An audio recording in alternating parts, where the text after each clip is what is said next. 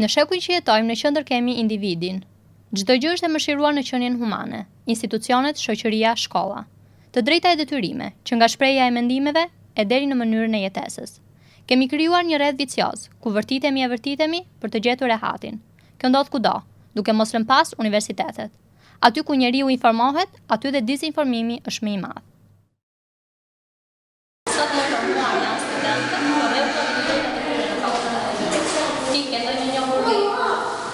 kush janë të drejtat e tua dhe cila është rregulloria e fakultetit? Nuk kemi shumë pak informacion për të mos thënë fare. Jam të fakulteti i shkencave sociale për psikologjia. Sa informuar je ti? Të them të vërtetën as pak. Nuk na ka rënë rasti për të marrë informacion të duhura, dhe sa herë më them që kemi kontaktuar dhe me zyrtat nuk na ka dhënë këtë informacion. Po nuk mendon se duhet të ishte ngritur ti bashkë me studentët e tjerë ta kërkonin këtë të drejtë? Gjithmonë kur kemi biseduar dhe me të klasës, kemi thënë gjithmonë që duhet të shkojmë, të shkërkojmë, apo nuk e kemi bërë as edhe një herë. Thjesht ka qenë një hipotezë.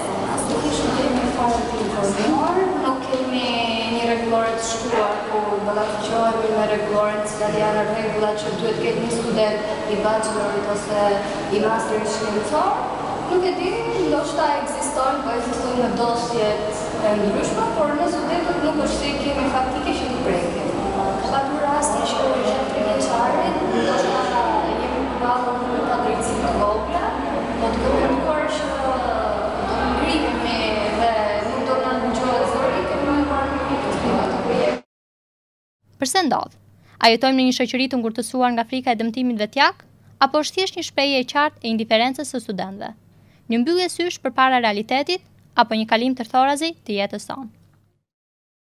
Unë jam në fund të studimeve të 6 viteve të fakultetit mjekësisë. Normalisht që për sa i përket rregullores mendoj që duhet të ketë patjetër një rregullore të tillë, si institucion shtetëror që jemi, mirë po në dorën time nuk ka rënë asnjëherë një rregullore dhe nuk është se unë kam një informacion të dokumentuar nga fakulteti në lidhje me detyrat edhe me të drejtat e mia si studente. Në këto vite studimi nuk është se kam pasur raste të shkeljes së të drejtave të mia dhe të jem detyruar të marr informacion më shumë për këtë lloj gjëje. Duhet të jetë pjesë ose iniciative secilit student të çdo fakulteti që të interesohet për të marrë ai vetë një rregullore dhe për të ditur për të drejtat dhe për detyrat e tij. Nuk e kam bërë këtë gjë deri më sot.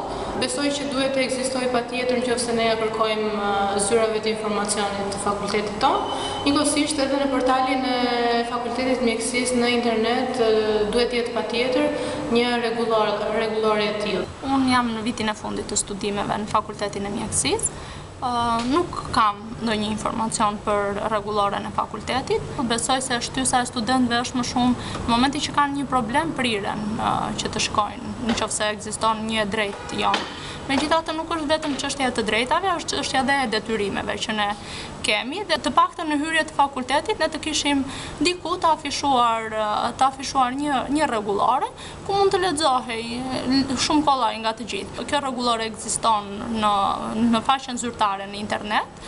Megjithatë, është e mira që të dihet nga të gjithë për të zbatuar këto të drejta dhe këto detyrime dhe jo të ngrihemi vetëm në rastet kur ngrihet një grup masiv, sepse nuk na dëgjohet zëri dhe të bëhen në formën e protestave. Këto janë të vetmet kërkesa që di unë që bëhen për të drejtat tona.